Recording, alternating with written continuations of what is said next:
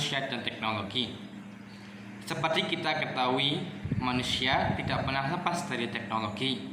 Bahkan sejak masa prasejarah, teknologi lekat dengan kehidupan keseharian.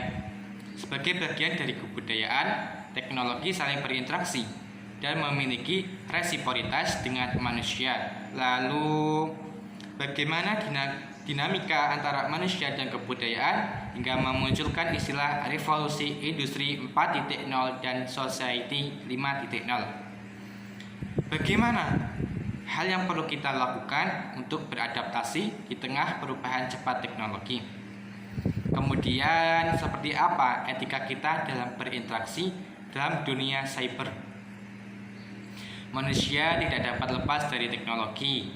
Dalam konsep kebudayaan, teknologi bahkan masuk di dalam salah satu bagian dari 7 unsur kebudayaan. Yang pertama, bahasa. Yang kedua, sistem pengetahuan. Yang ketiga, organisasi sosial. Yang keempat, sistem peralatan hidup dan teknologi. Yang kelima, sistem mata pencarian hidup. Yang keenam, sistem religi. Yang ketujuh, kesenian. Teknologi adalah ilmu terapan yang telah dikembangkan lebih lanjut dan memiliki perangkat keras dan perangkat lunak yang merupakan manifestasi kekuasaan terhadap alam, manusia, dan kebudayaannya. Perkembangan teknologi yang begitu pesat berdampak pada ketertinggalan masyarakat apabila tidak dapat mampu beradaptasi. Ini berdampak pada munculnya era disrupsi. Disrupsi adalah sebuah investasi yang akan menggantikan seluruh sistem lama dengan cara-cara baru. Satu konsep baru yang sering dianggap sebagai cara berpikir baru untuk kehidupan masa depan adalah kemampuan berpikir komputasi atau computational thinking. Computational thinking adalah proses berpikir yang diperlukan dalam memformulasikan masalah dan solusinya, sehingga solusi tersebut dapat menjadi agen pemproses informasi yang efektif dalam menyelesaikan masalah. Etika dunia digital dan masalah hoax. Dunia digital telah mengubah pola dan metode masyarakat dalam berkomunikasi. Melalui media sosial, masyarakat leluasa mengungkapkan gagasan untuk dapat dibaca oleh orang lain. Masalah etika berhubungan dengan kepatutan masyarakat dalam berinteraksi di dunia digital menggunakan media sosial. Kementerian Komunikasi dan Informatika bekerjasama dengan Cyber Kreasi menerbitkan sebuah buku berjudul Etika Dunia Cyber. Sekian dari pembahasan topik yang pertama. Pembahasan topik yang kedua, dampak kemajuan teknologi. Dalam kesempatan ini, saya akan menjelaskan terkait dampak positif dan negatif terhadap kemajuan teknologi. Dampak positif kemajuan literasi digital dalam relevansi kehidupan bermasyarakat. Terdapat 5 dampak positif kompetensi dari literasi digital, yaitu 1. Kemampuan menggunakan teks, alat, dan teknologi untuk mengakses informasi dan hiburan. Kedua, kecakapan dalam berpikir kritis, menganalisis, dan mengevaluasi data. Yang ketiga, mampu mengkomposisikan pesan dalam praktik yang kreatif. Yang keempat, kemampuan untuk berefleksi dan berpikir etis. Yang kelima, berpartisipasi aktif dalam aksi sosial, baik secara individual ataupun melalui usaha kolaborasi dengan berbagai pihak. Dampak positif literasi digital dalam pendidikan. Terdapat 6 aspek pokok, yaitu 1. Informasi yang dibutuhkan menjadi lebih cepat. Sistem administrasi pendidikan akan lebih mudah. Munculnya media massa. Literasi digital sebagai sistem pendukung keputusan dalam dunia pendidikan. Inovasi dalam pembelajaran, peningkatan kualitas sumber daya. Dampak negatif kemajuan teknologi. Dampak negatif dalam keamanan digital, yang pertama yaitu serangan dunia maya, yang terdiri dari denial of service. Denial of service merupakan serangan di internet yang menyebabkan mesin server tidak bisa beroperasi sama sekali dan tidak bisa memberikan servis, tidak dapat memberikan servis. Worm, virus, dan trojan. Worm merupakan evaluasi dari virus komputer. Virus komputer sendiri adalah program menyimpang yang disimpan dalam flash disk, hard drive, atau media penyimpanan lainnya. Trojan merujuk kepada sebuah perangkat lunak berbahaya yang dapat merusak sebuah sistem atau jaringan. Yang kedua, manipulasi data digital. Manipulasi data digital dari mengubah data, menambah data, menghapus data, dan memperbarui data. Dampak negatif berkaitan dengan kualitas hidup. 1. Lingkungan hidup. Selain masalah energi, masih banyak tantangan lingkungan lainnya, seperti pembuatan dari penggunaan produk samping, pembuangan hasil sampingan, dan polusi lingkungan. Yang kedua, masalah mental yang terdiri dari antisosial. Yang kedua, kecanduan permainan online. 3. Produktivitas kerja. Sebagai contoh, penggunaan laptop untuk keperluan kerja jika tidak digunakan dengan baik, maka akan menjadi tidak tepat. Dampak negatif dalam bidang ekonomi dan politik. Misalnya terjadi tindakan pembunuhan. Dengan munculnya perkembangan teknologi digital cukup mengkhawatirkan beberapa pihak karena secara tidak langsung suatu saat pekerjaan mereka akan tergantikan oleh robot. Topik yang ketiga, konsep dan pemanfaatan Internet of Things dan Big Data. Salam literasi digital dan kemanusiaan.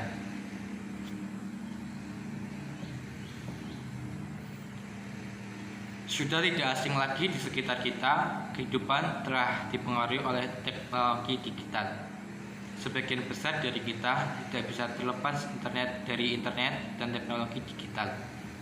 Materi pertama yang saya akan sampaikan adalah LOT, Internet of Things. Pernahkah kalian mendengar istilah tersebut? Mari kita simak materi di bawah ini.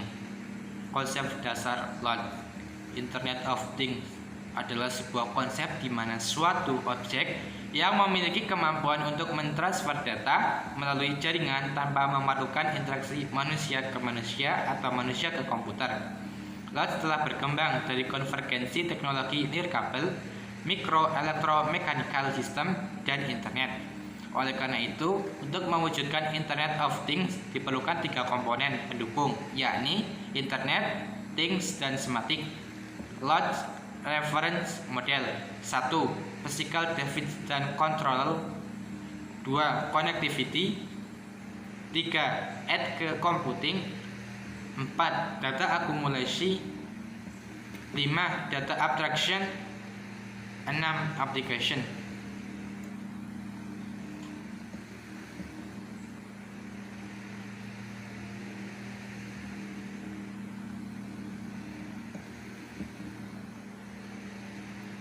Tujuan LOT. LOT merupakan sebuah konsep yang bertujuan untuk memperluas manfaat dari konektivitas internet yang tersambung secara terus-menerus. Konsep dan cara kerja. Konsep LOT ini sebenarnya cukup sederhana dengan cara kerja mengacu pada 3 elemen utama pada arsitektur LOT, yakni barang fisik yang dilengkapi modul LOT, perangkat koneksi ke internet seperti modem dan router wireless PD seperti di rumah, cloud data center, tempat untuk menyimpan aplikasi. Fungsi LOT. Dengan prinsip tujuan utama dari LOT sebagai sarana untuk memudahkan untuk pengawasan dan pengendalian barang fisik, maka konsep LOT ini sangat memungkinkan untuk digunakan hampir pada seluruh kegiatan sehari-hari seperti penggunaan perorangan, perkantoran, rumah sakit, pariwisata, industri, transportasi, konservasi hewan, pertanian dan peternakan, dan pemerintah. Perangkat LOT umumnya terdiri dari 4 komponen yang penting, diantaranya 1. Sensor, 2. CPU atau komputer, 3. Sistem operasi. 4. Jalur komunikasi. Implementasi load diantaranya yaitu implementasi load dalam bidang keamanan, monitoring lingkungan, bidang kesehatan, otomasi gedung dan perumahan. Yang kedua yaitu konsep dasar Big Data. Big Data adalah istilah yang menggambarkan volume data yang besar, baik data yang terstruktur maupun data yang tidak terstruktur. Big Data telah digunakan dalam dunia bisnis. Sejarah Big Data. Fenomena Big Data dimulai pada tahun 2000-an ketika seorang analisis industri, Doug Laney, menyampaikan konsep Big Data yang terdiri dari 3 bagian penting diantaranya. 1. Volume. Organisasi mengumpulkan data dari berbagai sumber, termasuk transaksi bisnis, media sosial, dan informasi dari sensor atau mesin. 2. Kecepatan. Aliran data harus ditangani dengan cara cepat dan tepat, bisa melalui hardware maupun software. 3. Variasi. Data yang dikumpulkan mempunyai format yang berbeda-beda, mulai dari yang terstruktur, data numerik, dalam database tradisional, data dokumen, terstruktur teks, email, video, audio, transaksi keuangan, dan lain-lain. Selain 3 bagian yang penting tersebut, para peneliti Big Data juga menambahkan bagian yang terpenting, yaitu seperti variabilitas dan kompleksitas. Potensi Big Data. Big Data memiliki potensi tinggi untuk mengumpulkan wawasan kunci dari informasi bisnis. Sayangnya sampai saat ini baru sebagian kecil data yang telah dianalisis. Mengapa Big Data penting? Karena kita dapat mengambil data dari sumber manapun dan menganalisis untuk menemukan jawabannya yang diinginkan dalam bisnis, seperti pengurangan biaya, pengurangan waktu, pengembangan produk baru, dan optimalisasi penawaran produk dan pengambilan keputusan yang cerdas. Topik yang keempat, konsep dan pemanfaatan Artificial Intelligence. Artificial Intelligence. Salam literasi digital dan kemanusiaan. Apa kabar mahasiswa? Kali ini saya akan bahas tentang kecerdasan buatan. Apa itu kecerdasan buatan? Kecerdasan buatan merupakan salah satu bidang studi yang berhubungan dengan pemanfaatan mesin untuk memecahkan persoalan yang rumit dengan cara yang lebih manusiawi. Definisi Artificial Intelligence atau disebut AI merupakan mesin yang belajar dari pengalaman, menyelesaikan diri dengan inputan baru, dan melakukan tugas seperti manusia. Lebih detailnya, kecerdasan buatan dapat dipandang dari 4 sudut pandang, antara lain: 1. Sudut pandang kecerdasan, mampu berbuat seperti apa yang dilakukan oleh manusia. 2. Sudut pandang penelitian, dapat melakukan sesuatu sebaiknya dikerjakan oleh manusia. 3. Sudut pandang bisnis, kumpulan peralatan yang sangat powerful dan metodologis dalam menyelesaikan masalah-masalah bisnis. 4. Sudut pandang pemrograman, meliputi pemrograman simbolik, penyelesaian masalah, problem solving, dan pencarian atau searching. Tujuan AI, membuat mesin menjadi lebih pintar. Tujuan utama: 2. Memahami apa itu kecerdasan, tujuan ilmiah. 3. Membuat mesin lebih bermanfaat, tujuan entrepreneur. Arah AI, mengembangkan metode dan sistem untuk menyelesaikan masalah AI tanpa mengikuti cara manusia menyelesaikannya. Sistem pakar atau expert system. 2. Mengembangkan metode dan sistem untuk menyelesaikan masalah AI melalui permodelan cara berpikir manusia atau cara bekerjanya otak manusia, neural network. Konsep AI, sistemnya berpikir seperti manusia, thinking humanity, sistemnya berpikir secara rasional, thinking rationally, sistemnya bertindak seperti manusia, acting humanity, sistemnya bertindak secara rasional, acting rationality. Berpikir seperti manusia, 1. Diperlukan suatu cara untuk mengetahui bagaimana manusia berpikir. 2. Diperlukan pemahaman tentang bagaimana pikiran manusia bekerja. Bagaimana caranya? 1. Melalui introspeksi atau mawas diri, mencoba menangkap bagaimana pikiran kita berjalan. 2. Melalui percobaan atau psikologi. Berpikir rasional. 1. Cara berpikir akhirnya memenuhi aturan logika yang dibangun oleh Aristoteles. Pola struktur argumentasi yang selalu memberi konklusi yang benar bila premis benar. 2. Tradisi logis dalam hal adalah membangun program yang menghasilkan solusi berdasarkan logika. 3. Problem. Pengetahuan informal sukar diuraikan dan dinyatakan dalam bentuk notasi logika formal. Bertindak rasional. 1. Bertindak secara rasional artinya bertindak di dalam upaya mencapai goal. Dalam lingkungan yang rumit tidaklah mungkin mendapatkan rasionalisasi sempurna yang selalu melakukan sesuatu dengan benar. Implementasi teknologi artificial intelligence di bidang medis untuk meningkatkan efek pengobatan. 1. Teknologi artificial intelligence dalam jurnalisme. 2. Perbaikan mobil menggunakan augmented reality. 3. Mendukung proses perekrutan karyawan. 4. Peningkatan kepuasan dengan pelayanan asisten virtual dan chatbot. Artificial intelligence di bidang medis, pengecekan reservasi. Contoh lainnya, operasi robotik, perawatan virtual, deteksi dini penyakit kanker, pemantauan kesehatan. Artificial intelligence di bidang jurnalisme sebagai reporter artificial.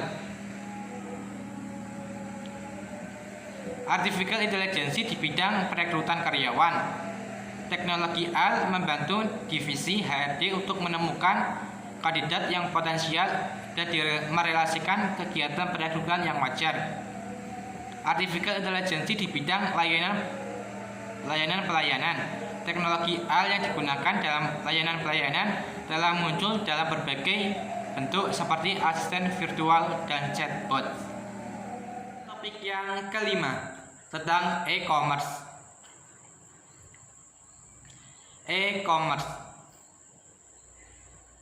Kali ini saya akan menjelaskan terkait fenomena baru dalam dunia ekonomi yang berhubungan dengan teknologi. Meskipun demikian, masih banyak anggapan bahwa e-commerce hanyalah aktivitas perdagangan konsumen akhir melalui media internet. Konsep dasar e-commerce. Tren e-commerce tahun 2013-2014. Perkembangannya e-commerce sosial, lokal, dan mobil. Mobile platform menjadi musuh PC platform.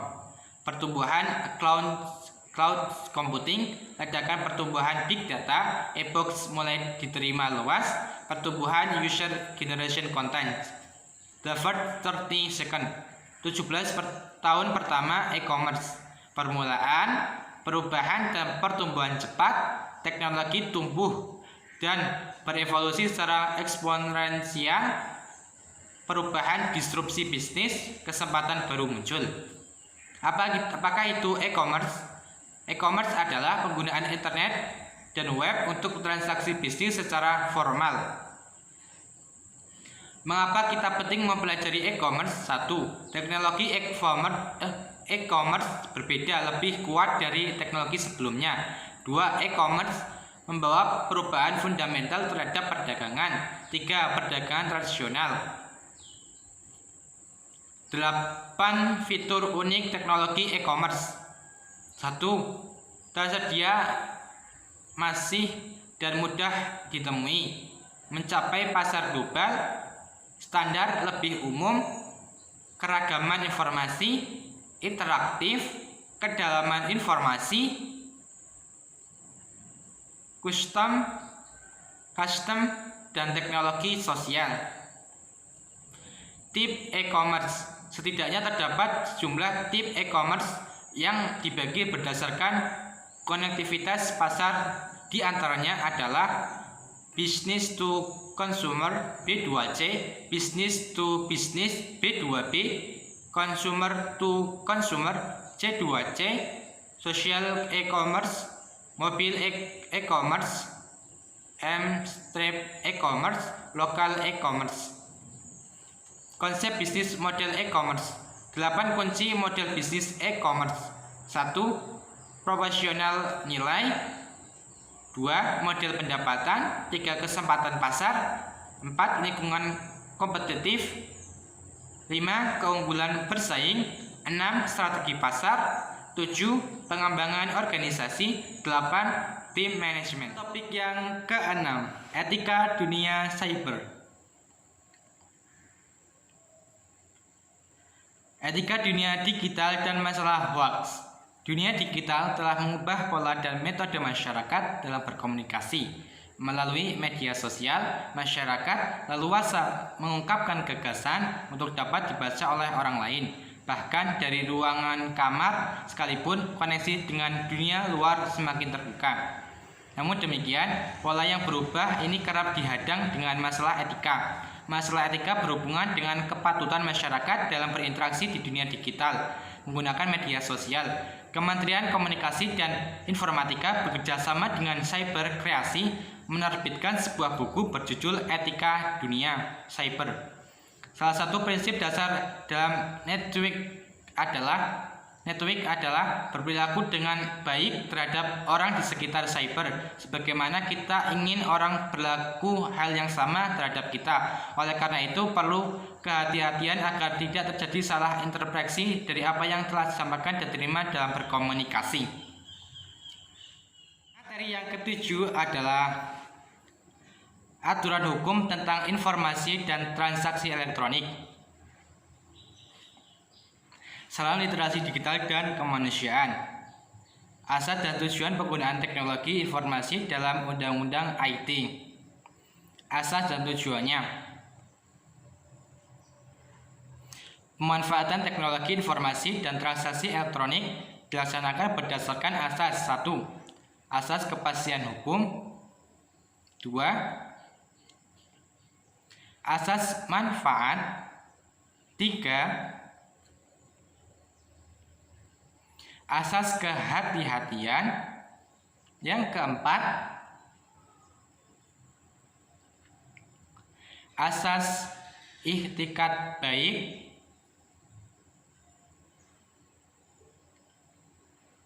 Yang kelima, asas kebebasan memilih teknologi atau netral.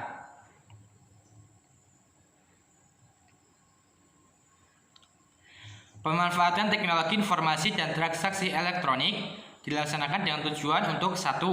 Mencerdaskan kehidupan bangsa sebagai bagian dari masyarakat informasi dunia. 2. Mengembangkan perdagangan dan perekonomian nasional dalam rangka meningkatkan kesejahteraan masyarakat. 3. Meningkatkan efektivitas dan efisiensi pelayanan publik. 4. Membuka kesempatan seluas-luasnya kepada setiap orang untuk memajukan pemikiran dan kemampuan di bidang penggunaan dan pemanfaatan teknologi informasi seoptimal mungkin dan bertanggung jawab. 5. Memberikan rasa aman, keadilan, dan kepastian hukum baik penggunaan dan penyelenggaraan teknologi informasi.